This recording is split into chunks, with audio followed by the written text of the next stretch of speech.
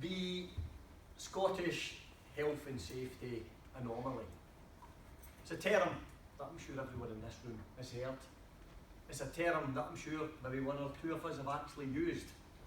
It's a term that I outright object to, refuse to ever utter, not because it's not true, or at least not because the message that those words seeks to deliver isn't true. It's absolutely true. The fact is, the truth is too horrific and too brutal to mask behind such anemic language, to be sanitised by such a term. Because what that truth tells us is that if you work in Scotland, you're more likely to be injured, killed or maimed than a colleague south of the border. What it tells us in the real human terms is this: that when you kiss your loved one goodbye in the morning and you send them off to work, they are less likely to be returned to you in the same physical and mental condition as they left you that morning. They're less likely to be returned to you at all. That's not an anomaly. That is a national disgrace. That is a stain on our collective conscience. That is a call to action to every politician and every political leader. And it has been a call to action for more than a decade. It's a call to action that some politicians, such as Claire, has taken up. But so far, it's a call to action that our political leaders have sought to evade. And that has to stop now. It is time for action. It's long past time for action. Claire's bill must make its way onto the statute book. Because what we need, colleagues, is we need legislation that will truly change behaviour, that will truly regulate the way people act, the way bad employers conduct themselves. We heard from Louise's video just how simple it could have been, how few changes could have happened, that all that was required was people to think properly. But it didn't happen because the law, as it stood then and as it stands now, doesn't regulate behaviour of bad employers. We therefore need the criminal law to change. We need to have regulations with razor-sharp teeth that will truly deter bad people from acting badly. We need therefore, colleagues, legislation exactly like the one that Claire is proposing. We need legislation exactly like Richard Baker before her proposed. We need regulations exactly like Karen Gillan before Richard proposed. Legislation that each and every occasion until now has been thwarted by political manoeuvring.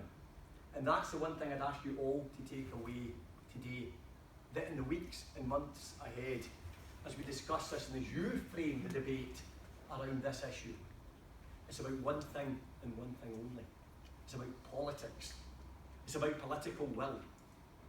Because there are challenges ahead, but we have to recognise this, that on each occasion, when those who have sought to avoid this issue legislatively, that those who have sought to evade their responsibility to endorse and to take this type of legislation forward, they've done so by shrouding the issue in the mysteries of the law and the mysteries of the Constitution, telling us that the Scottish Parliament lack the legislative competence to take it forward.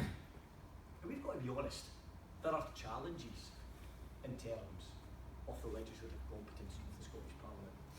But those challenges are no greater than challenges that have faced previous Scottish governments and previous Scottish executives who brought forward the smoking ban, the emergency workers legislation, minimum pricing on alcohol, and of course most recently the EU removal bill.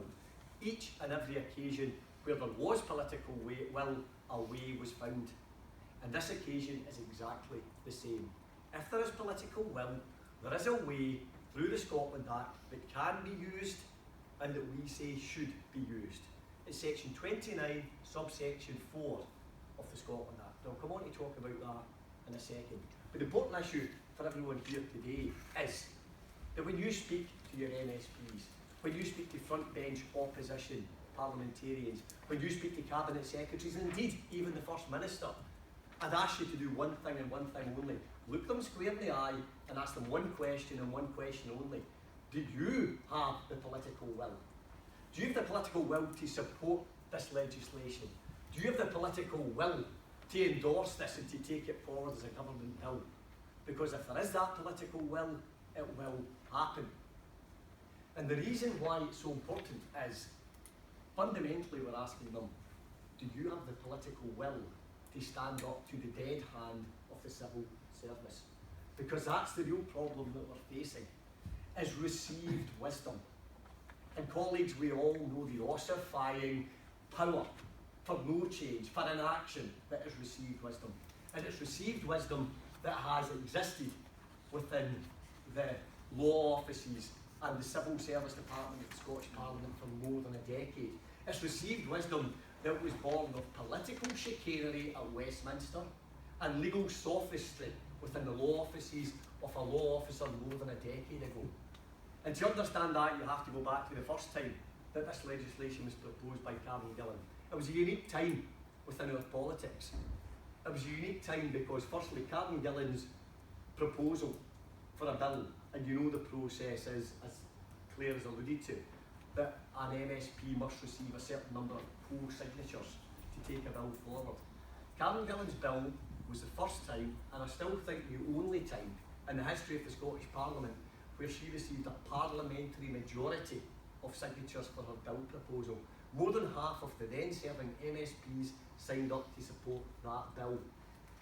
There were letters of support from the then opposition leaders, one Nicola Sturgeon and one John Swinney, writing to families against corporate killers, expressing their personal support and pledging their support to see this bill through the Parliament. But what we also had was two different bills before two different parliaments dealing with roughly the same thing. We had Karen Gillan's bill on one hand, bill proposal, and we also had the bill that was ultimately going to become the Corporate Manslaughter Act. A bill that everyone from the trade union and labour movement at that time said, it's anaemic, it's useless, it's worthless, it's teethless, it's going to have absolutely no impact whatsoever. And so it has proven to be such. A bill in relation to which the business community uttered not one iota of opposition to. Because like us, they knew how anaemic it was. Standing in stark contrast to that was Karen Gillan's proposal.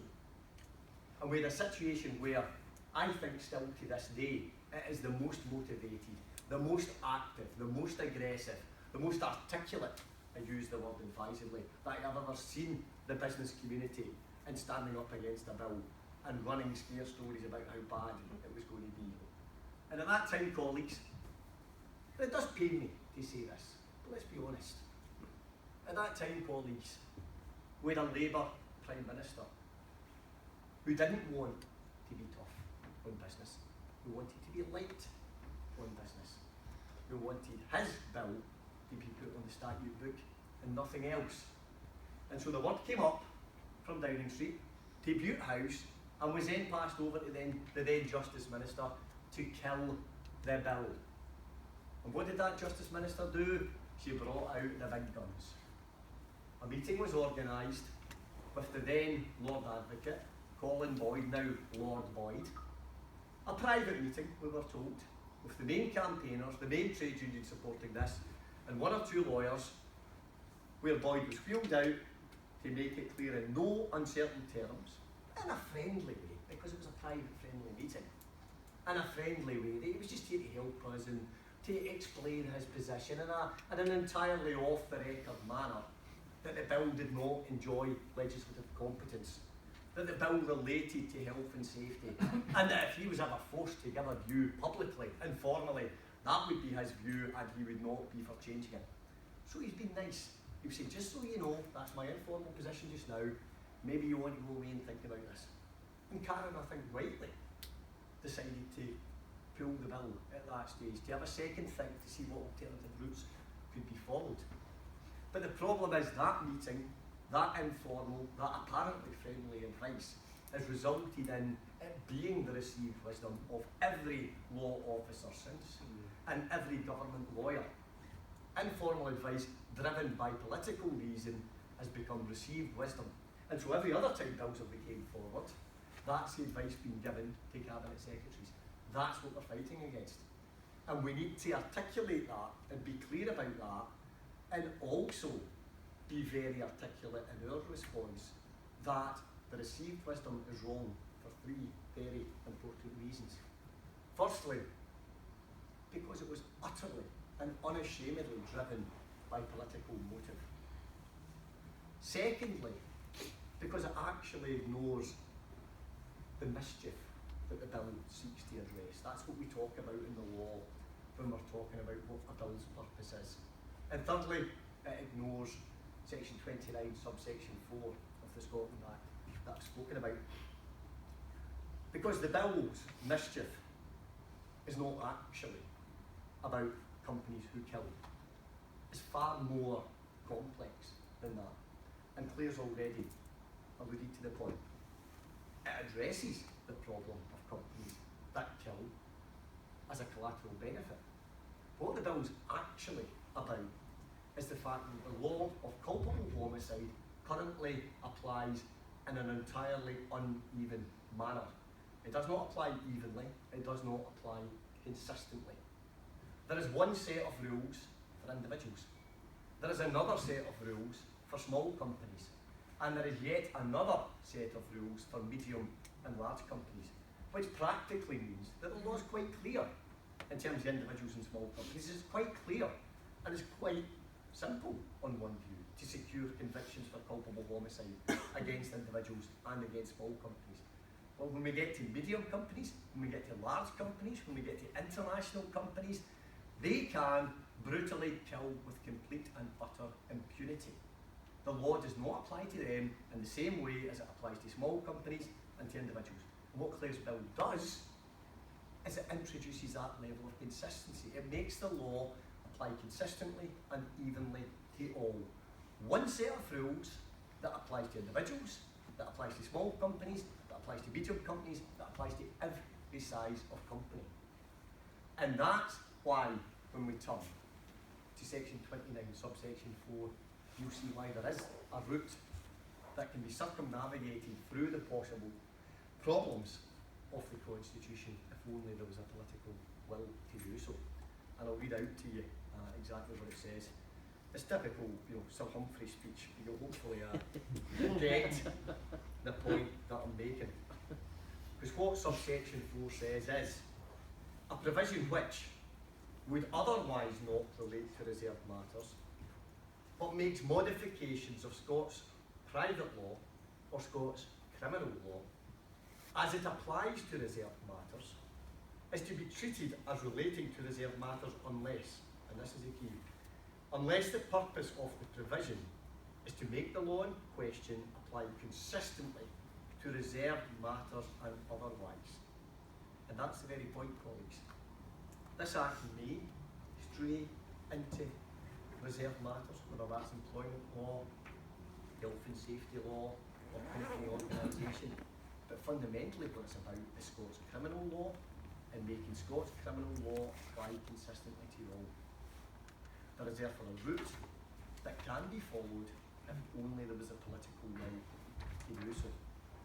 And that's our collective challenge today to the Scottish Government, to see that there is a way if only you have the political will to follow it. We have a small section of an Act that is untested, completely and utterly untested. There's nothing in Hansard about what this section means. There's nothing in the explanatory notes of the Act. There's no court ever given a judgment on what this section means, and there's been no academic commentary at all. In other words, it's utterly open season for that to be tested. So we say to the Scottish Government, put the bill on the statute book, use section 29, subsection 4 as your reason for doing so, and if you face a challenge, face that challenge down in court. Test section 29, subsection 4 for the benefit of everyone, and for other pieces of legislation too. And do you know what?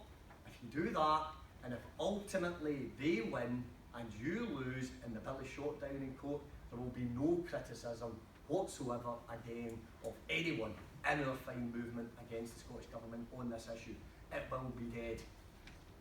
But don't hide behind received wisdom. Don't pretend this issue's going away. Don't ignore the settled will of the trade union movement. Be brave, be bold, because I'll tell you what if you don't, and this is the biggest issue of all. If you don't do that thing, the blood of future deaths, of future workers, is on your hands as much as it is of the bad employers who killed them. There you go.